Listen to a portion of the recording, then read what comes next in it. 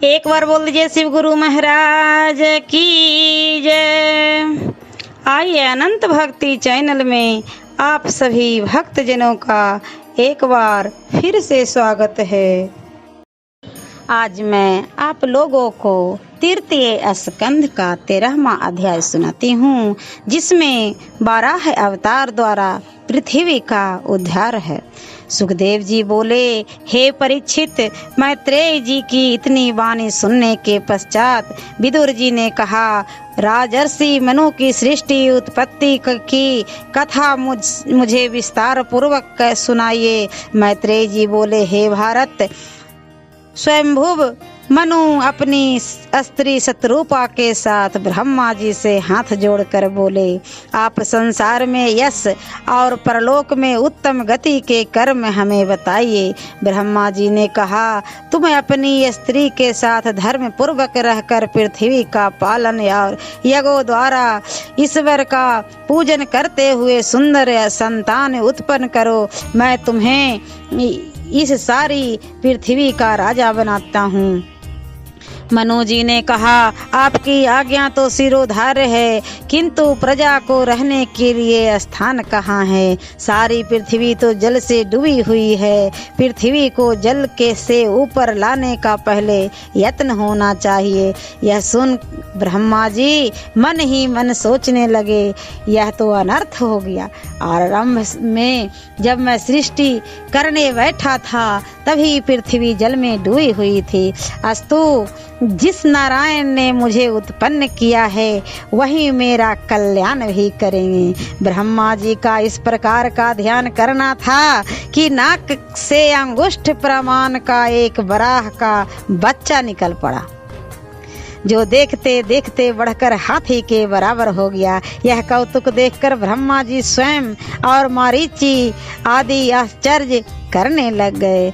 उन्होंने विचार किया कि यह सूअर के समान प्राणी क्या होगा।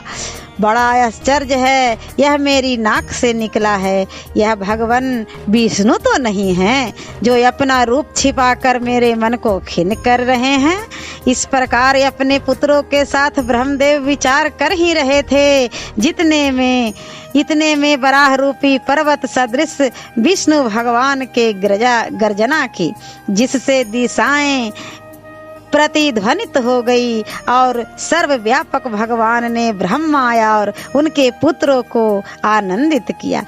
तब अपने खेद को दूर करने वाले माया में सुगर का गर्जना सुनकर जन तप सत्यलोक के निवासी मुनि लोगों में ने वेद से उनकी स्तुति की और वेद स्तुत्य भगवान ने उन लोगों से किए गए अपने गुणों का अनुवाद जानकर फिर से गर्जना की और देवताओं की भलाई के लिए गजराज के समान क्रीड़ा करते हुए जल में प्रवेश किया और अपनी पूंछ को ऊपर उठाते हुए कंधे के बालों को झटकारते हुए खुरों से मेघों को नष्ट करते हुए वे कठोर आकाशचारी रोम युक्त चमड़े वाले सफेद दांतों वाले पृथ्वी के उदारक भगवान बराह अपने नेत्र से ज्योति प्रकाशित करते हुए शोभित हो रहे थे।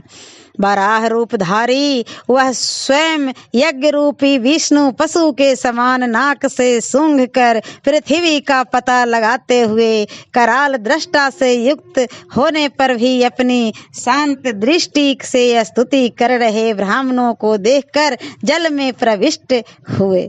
तब जिसका शरीर वज्रमय पर्वत के समान है, ऐसे बराह के गिरने के वेग से मानो समुद्र का पेट फट गया और गर्जन के रूप से मानो वह दीर्घ लहर रूपी हाथों को ऊपर उठाकर यज्ञेश्वर मेरा रक्षण करो ऐसा आर्त होकर चिल्लाने लगा। बाण के समान तीक्ष्ण अपने खुरों से अपार समुद्र जल को पार मिले, इस विचार से जल को चीरते हुए यज्ञ रूपी भगवान ने रसातल में स्थित उस पृथ्वी को देखा कि जीवाधर भूत जिस पृथ्वी को उस जल में शयन करने की इच्छा से स्वयं भगवान ने अपने उदर में धारण किया था, तब अपने दृष्टाओं से उसी डूबी हुई पृथ्वी का उद्धार कर रसातल से उठे हुए वे भगवान बराह बाहर चलते हुए परम शोभा को प्राप्त हुए। तब उन्हें इस प्रकार जल से बाहर होते देख बहुत से दैत्य हाथ में गदा लिए दौड़े, उन्हें रोकने के लिए उनके सामने आए, परंतु असहायी पराक्रमी भगवान ने उन रोकने वाले दैत्यों को सहज ही अपने रोष में लीलावत वैसे ही मार डाला जैसे सिंह हाथी को मारता है। तब उस समय उन दैत्यों के रक्त से जिनका मुख लाल हो गया था, ऐसे भगवान पृथ्वी का भेदन करने वाले गजराज के समान शोभित हो रहे थे। हे विदुर जी, तब गजेंद्र के समान शुभ्र दांतों से पृथ्वी को ऊपर फेंकते हुए तमाल के समान नील वर्ण भगवान वराह की ब्रह्मा आदि लोग हाथ जोड़कर अनुभावकों से इस प्रकार स्तुति करने लगे। ऋषियों ने कहा, हे अजय, तुमने जीत लिया। हे यज्ञपते, वेदमय शरीरधारी, तुमको नमस्कार है। जिनके रोम छिद्रों में यज्ञलीन होते हैं, पृथ्वी के उद्धार के लिए जो वराह बने, ऐसे आपको नमस्कार है। हे देव, तुम्हारा यह यज्ञात्मक रूप पापियों को नहीं दिखता, जिनके चर्म में द्वंद, रोमों में दर्भ, दृष्टि में याज, चारों पदों में होत्रादि, चार स्थितियों के कर्म हैं, जिनके मुखाग्र में शुक्र, नासिकाओं में श्रुवा, उदर में ईडा पात्र, कर्णंध्र में चमस, मुख में प्राशित्र और गले में ग्रह है। ऐसे भगवान तुम्हारा चवर्ण ही अग्निहोत्र है। तुम्हारी वार वार अभिव्यक्ति ही दीक्षिणी, एष्टि, ग्रीवा ही उपसद, दो दष्टाएं प्राणीय, उदयनीय इंद्रियां हैं। जिह्वा प्रणगर्ण है, शिरोभाग ही सभ्याव सक्ष और उपास नागनी है। प्राण ही चरस है, सोम तुम्हारा रेत है। सवन यासन, अग्नि, दोष्ट, मादि संस्थाएं, धातु, सत्र, शरीर, आस्थियां तथा ससोम और असोम मज्जन संदान हैं। सत्र देवता और द्रव्य रूप, क्रतु और क्रिया स्वरूप एवं वैराग भक्ति तथा इंद्रिय जप द्वारा जिनको साक्षात्कार होता है, ऐसे विद्या गुरु आपको नमस्कार है। हे भूधर, आपके द्वारा दष्टाओं की नोक पर धारण की गई यह पर्वतों सहित पृथ्वी ऐसी शोभा दे रही है, जैसी वन से निकले हुए गजेंद्र की दांत से धारण की गई पत्रों के साथ पद्मिनी अपने शिखरों से पकड़े हुए महान मेघ से जैसे कुलाचलेंद्र की अतिशय शोभा होती है, वैसे ही हे भगवान, दांतों से पकड़े हुए इस भूमंडल से आपका यह वेदमय शुकर का रूप परम शोभायमान हो रहा है। अब यथावर जंगम सृष्टि के वास स्थान के लिए आप अपनी पत्नी और संपूर्ण नगर की भक्त इस पृथ्वी को रख दीजिए। हे भगवान, आप सभी के मित्र हैं, यह तो उसके ऊपर स्थित होकर हम सब के सब आप पिता के साथ माता को हृदय से प्रणाम करेंगे। जिस पृथ्वी में आपने अग्नि और अग्नि के समान अपना तेज रखा है, हे प्रभु, भक्त का आपके सिवा दूसरा कौन है जो रसातल को प्राप्त पृथ्वी का अपने उद्धार किया। हे भगवान, इस देवमय शरीर को झटकारते हुए आपने उसके रोमाग्र से उड़े हुए जल के छींटे से जन तप सत्यलोक निवासी हम सबको पवित्र कर दिया है। हे अनंत कर्मा।